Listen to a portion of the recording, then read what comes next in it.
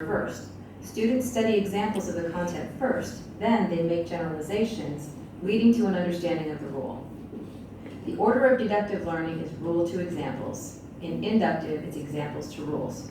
So instead of giving students the rule first, then having them practice it with examples, we would give them the examples first, then let them organize them until they discover the rule for themselves. One big advantage of inductive learning is that it uses the practice of identifying similarities and differences, which research has shown to be one of the most effective ways people learn. It also requires students to think on higher levels, especially that hard-to-reach analyzing level, because students really have to determine what information is and is not relevant. And although inductive learning has a lot of different names and structures, we're just going to look at a very simple type of lesson you can use without a lot of preparation. This is Gina, a middle school science teacher. Gina is about to begin a unit that addresses the next generation science standards concerning natural selection and adaptations. Eventually, Gina's students will have to be able to demonstrate complex levels of understanding about things like hereditary traits and how species have changed over time. But before they can do that, Gina wants them to have a basic understanding of how different species of animals are grouped by traits.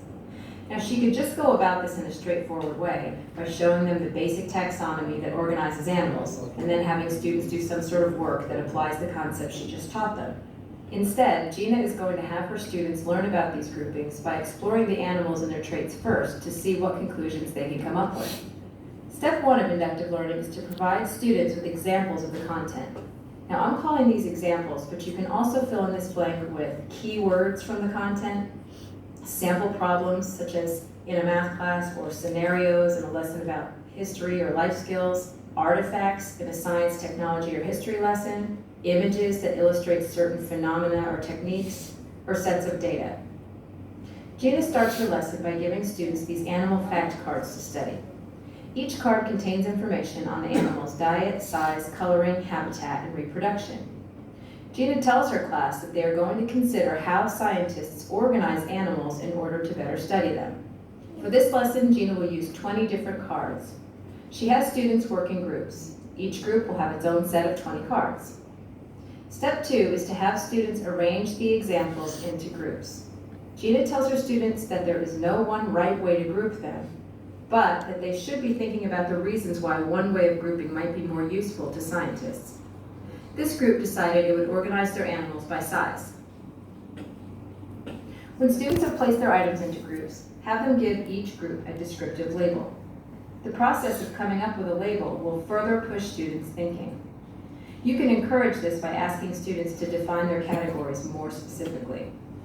Step 4 is to have students draw a conclusion, make a generalization, or form a hypothesis about the content based on the groupings. Ideally, they should do this in writing. So remember, this group has organized their cards by the animal's size. Gina has asked her students to draw a conclusion about why their method of grouping is useful to scientists. They prepare this. What you see in red is a sentence stem that Gina gave them ahead of time. Although the student's conclusion doesn't necessarily address the issue of physical traits, it shows that the students are already thinking about the purpose of organizing information for study. The next step is not required if students are already approaching the concept you're hoping they'll learn, but it will result in more creative, higher-level thinking. Have students group examples in a different way and repeat the process. So now our group organizes their animals by habitat, theorizing that this type of organization allows scientists to more easily study ecosystems.